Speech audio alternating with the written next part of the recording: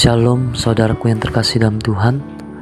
Pagi hari ini kita akan merenungkan firman Tuhan tentang persembahan yang berkenan bagi Tuhan, yang terdapat dalam Bilangan 15 ayat 1-3. Tuhan berfirman kepada Musa, "Berbicaralah kepada orang Israel dan katakanlah kepada mereka, apabila kamu masuk ke negeri yang akan kuberikan kepadamu menjadi tempat kediamanmu, dan kamu hendak mempersembahkan korban api-apian bagi Tuhan dari lembu sapi atau kambing domba, baik korban bakaran atau korban sembelihan, baik untuk membayar suatu nazar khusus atau sebagai persembahan sukarela atau pada waktu perayaan-perayaanmu, dan dengan demikian menyediakan bau yang menyenangkan bagi Tuhan." Menurut Kamus Besar Bahasa Indonesia atau KBBI, persembahan artinya hadiah, pemberian kepada orang yang terhormat. Pada ayat firman Tuhan tersebut dikatakan bahwa Musa diberikan mandat atau kepercayaan oleh Tuhan untuk menyampaikan kepada orang Israel tentang suatu negeri yang dijanjikan. Kemudian Musa melakukan apa yang diperintahkan Tuhan, yaitu ketika ia dan orang Israel masuk ke negeri yang diberikan sebagai tempat kediaman, maka mereka wajib atau harus mempersembahkan korban api-apian bagi Tuhan.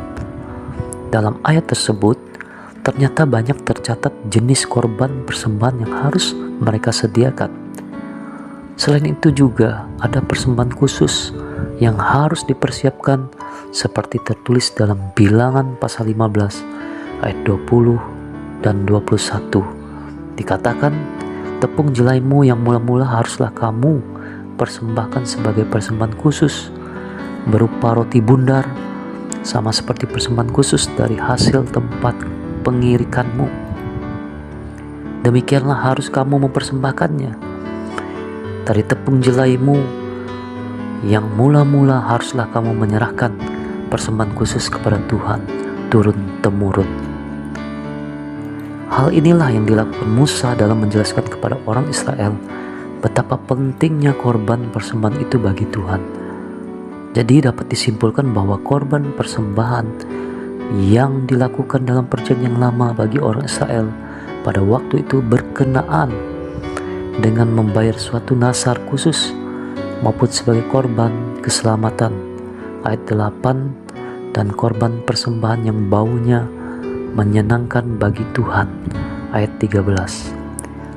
Sedangkan dalam perjanjian baru, persembahan korban sudah dihapus dan ditebus dengan darah Kristus, yang tertulis dalam kitab 1 Petrus pasal 1 ayat 18 dan 19 berkata, "Sebab kamu tahu bahwa kamu telah ditebus dari cara hidupmu yang sia-sia yang kamu warisi dari nenek moyangmu, itu bukan dengan barang yang fana, bukan pula dengan perak atau emas, melainkan dengan darah yang mahal, yaitu darah Kristus yang sama seperti darah anak domba yang tak bernoda dan tak bercacat.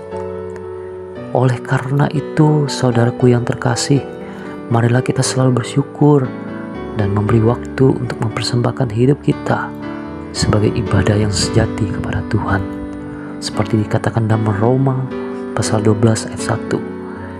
Karena itu, saudara-saudara, demi kemurahan Allah, aku menasihatkan kamu supaya kamu mempersembahkan tubuhmu sebagai persembahan yang hidup, yang kudus, dan yang berkenan kepada Allah. Itu adalah ibadahmu yang sejati." Amin. Tuhan Yesus memberkati.